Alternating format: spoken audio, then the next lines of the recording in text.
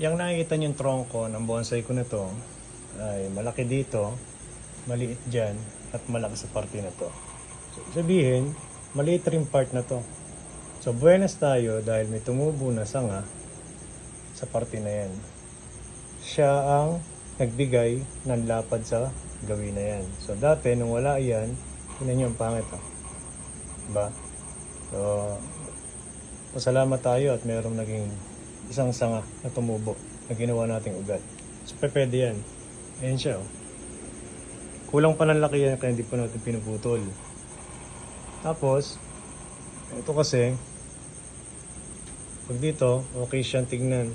Hindi na kasi kasama yan, hindi na kasama sa bilang ng laki ng tronco. Dahil ito branches to eh. Branches yan, ayan. Diba? Ayan.